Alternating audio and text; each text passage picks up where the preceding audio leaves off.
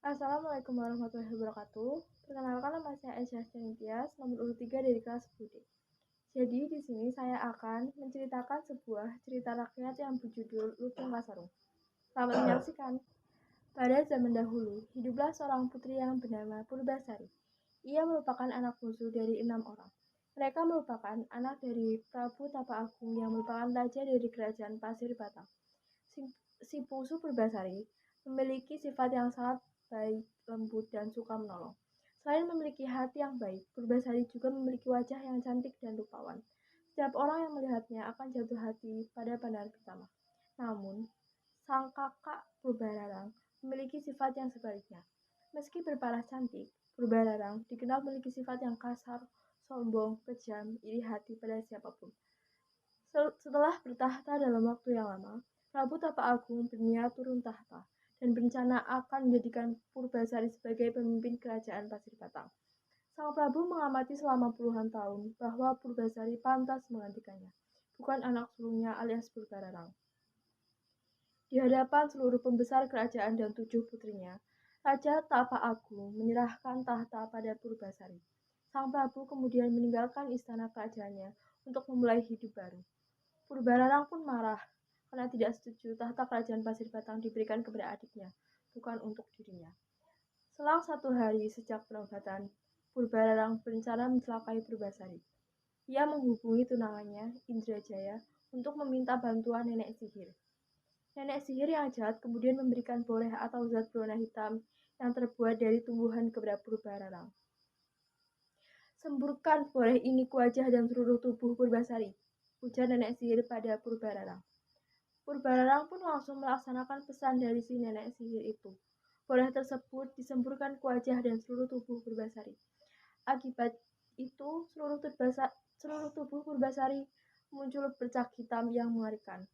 Dengan kondisi tersebut, Purbararang memiliki alasan untuk mengusir Purbasari dari istana. Orang yang dikutuk hingga memiliki penyakit mengerikan ini tidak pantas menjadi ratu kerajaan Pasir Batang. Sudah seharusnya ia diasingkan ke hutan agar penyakitnya tidak menular. Perintah Purbararang. Kemudian, Purbararang mengambil tahta kerajaan Pasir Batang dan memerintahkan Uak Batara untuk mengasingkan Purbasari ke hutan. Namun, ketika Purbasari diasingkan di hutan, terjadi masalah besar di Kayangan. Seorang pangeran bernama Guruminda tidak senang menikah dengan bidadari Kayangan yang seperti diperintahkan Sunan Ambu atau mamanya. Sunan Ambu kemudian menjelaskan bahwa sosok perempuan yang secantik dirinya hanya akan ia temui di dunia manusia. Namun, jika Pangeran Guruminda harus menghadapi tantangan seperti keinginannya, dia harus pergi ke dunia bukan sebagai Pangeran Guruminda yang gagah dan tampan, melainkan wujud penyamaran lutung dan sejenis monyet. Lutung Kasarung namamu, apakah Anda menyukai hal itu? Tanya Sunan Ambu. Pangeran Guruminda menyatakan kesediaannya. Setelah menjelma menjadi seekor lutung kasarung, Pangeran Guruminda segera turun ke dunia manusia dan tibalah ia di hutan. Dalam waktu singkat, lutung kasarung menjadi raja dari para lutung dan kera di hutan tersebut. Hal ini karena tidak ada kera dan lutung yang mampu menandingi kesaktian, kecerdasan, dan kekuatan dari Pangeran Guruminda. Lutung Kasarung kemudian mengetahui kekejaman dari Purbararang yang bertahta sebagai ratu di kerajaan Pasir Batang. Lutung Kasarung kemudian ingin memberi pelajaran kepada Purbararang yang kejam tersebut. Maka saat ia mendengar rencana Purbararang yang ingin mencari hewan kurban di hutan, Lutung Kasarung membiarkan dirinya ditangkap oleh penjaga Purbararang. Sebelum dijadikan hewan kurban, Lutung Kasarung tiba-tiba mengamuk dan menimbulkan kerusakan di istana Pasir Batang. Purbararang meminta Uak Batara untuk menghinakan Lutung Kasarung. Namun, anehnya, saat Uak Batara maju ke medan laga, Lutung Kasarung tidak berniat menyakiti Uak Batara. Bahkan saat Uak Batara menangkapnya, Lutung Kasarung tidak melawan Purbararang. Purbararang segera meminta Uak Batara membuang Lutung Kasarung ke hutan di mana Purbasari diasingkan. Purbararang berharap agar Purbasari tewas di mangsa Lutung Kasarung yang dianggapnya sebagai hewan buas. Uak Batara kemudian membawa Lutung Kasarung ke hutan di mana Purbasari diasingkan. Namun, karena yakin bahwa Lutung Kasarung adalah hewan yang biasa, Wak Batara memberikan pesan kepada Lutung Kasarung saat bertemu Purbasari. Lutung, purba yang kamu temui adalah putri dari Prabu Tapa Agung. Ia adalah putri yang baik hati dan seharusnya menjadi ratu kerajaan Pasir Batang. Hanya karena kekuatan jahatlah dia diasingkan dan tersingkir ke hutan ini. Oleh karena itu, hendaklah engkau menjaga junjungan kami ini, ujar Uak Batara. Lutung Kasarung pun menganggukkan kepalanya tanda ia mengerti. Maka saat itu, Lutung Kasarung menjadi penjaga yang juga sekaligus menjadi sahabat dekat dari Purbasari. Kelembutan hati, kebaikan, dan sifat Purbasari membuat Lutung Kasarung mulai mencintai Purbasari. Sedangkan sikap tanggung jawab, kepemimpinan, dan kecerdasan dari Lutung Kasarung membuat Purbasari juga menyayanginya. Semakin lama, keduanya tidak mau dipisahkan lagi. Tanpa diketahui Purbasari, Lutung Kasarung memohon kepada sang mama, Sunan Ambu, untuk membuatkan taman yang indah dengan tempat pemandian untuk Purbasari. Para dewa dan bidadari menyebut taman yang indah itu dengan nama Jamban Salaka. Selain dibuatkan telaga dan taman yang indah, para bidadari juga menyiapkan beberapa pakaian yang indah untuk Purbasari. Tak ada pakaian di dunia ini yang mampu menandingi keindahan pakaian Purbasari.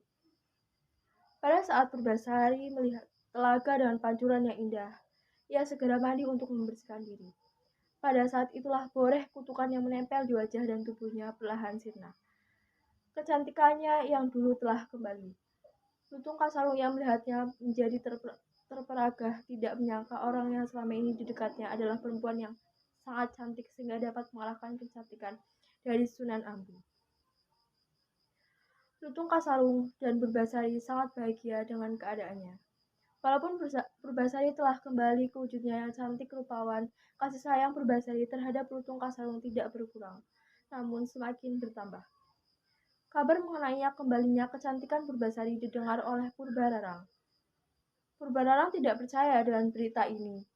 Dia masih percaya diri karena tahu bahwa boreh yang disemburkan kepada Purbasari mengandung kekuatan yang sangat jahat dan kuat.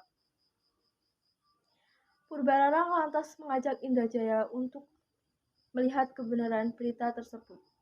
Dan terkejutnya ia melihat Purbasari kembali ke sosok yang cantik rupawan. Purbasari terlihat mempesona dengan balutan pakaian dari para bidadari. Purbararang pun khawatir karena kembalinya Purbasari akan mengancam tahta yang saat ini dikuasainya, sehingga ia mencari cara untuk kembali melawan Purbasari. Purbararang menantang Purbasari untuk beradu panjang rambut. Jika rambutku lebih panjang dibandingkan rambut Purbasari, maka leher Purbasari harus dipenggal oleh algojo kerajaan. Tantang Purbararang. Sayangnya, rambut Purbasari lebih panjang daripada rambut Purbararang. Purbararang sangat malu mendapati kekalahannya. Untuk menutupi kekalahannya, Purbararang pun memberikan tantangan baru untuk Purbasari. Tak tanggung-tanggung, kini tantangannya diucapkan di depan seluruh masyarakat kerajaan Pasir Batang. Jika wajah tunanganmu lebih tampan dibandingkan wajah tunanganku, tahta Pasir Batang akan kuserahkan. Namun, jika sebaliknya, maka engkau hendaklah merelakan lehermu dipenggal oleh algojo kerajaan, kata Purbararang. Purbasari paham ia tak akan mampu menang pada tantangannya kali ini. Kemudian Purbasari menggenggam tangan Lutung Kasarung dan berkata, "Aku ingin engkau menjadi suamiku." Air mata Purbararang kemudian berlinang mengalir di kedua pipinya. Lutung Kasarung kemudian membalas menggenggam tangan Purbasari, kemudian ia mengusap air mata Purbasari. Purbararang yang melihat itu pun tertawa terbahak-bahak. Monyet hitam itu tunanganmu? Tanya Purbararang. Namun sebelum Purbararang memerintahkan Algojo untuk membengal putra Purbasari, Lutung Kasarung kemudian duduk bersila dengan mata yang terpejam. Mulutnya terlihat menyebutkan mantra-mantra ajaib. Tiba-tiba, asap tebal di sekitar tubuh Lutung Kasarung. Wajah yang seperti sejenis monyet kini menghilang, dan muncullah sosok Pangeran Guruminda yang tampan dan gagah. Terkejutlah semua warga yang hadir di tempat itu. Betapa tampannya Pangeran Guruminda, bahkan sangat jauh melebihi ketampanan Indrajaya tunangan dari Purbararang. Pangeran Guruminda mengumumkan bahwa Ratu Kerajaan Pasir Batang yang sebenarnya adalah Purbasari. Purbalarang telah mengalami kekalahan dari tantangan yang dibuatnya sendiri. Dalam kondisi seperti itu, Purbalarang tidak dapat menyangkal dan tidak mau mengakui kekalahannya. Namun, tidak ada lagi yang dapat ia lakukan selain menyerahkan tata kerajaan Pasir Batang kepada adiknya Purbasari. Karena merasa kalah, Purbalarang pun memohon ampun atas kejahatan yang telah dinikmati bersama Indrajaya. Karena memiliki hati yang baik, Purbasari memaafkan kesalahan kakak sulungnya tersebut. Sejak saat itu, Purbasari kembali bertahta sebagai ratu. Sekian cerita rakyat dari saya. Bila ada kurangnya, saya memohon maaf sebesar-besarnya. Terima kasih telah menyaksikan. Wassalamualaikum warahmatullahi wabarakatuh.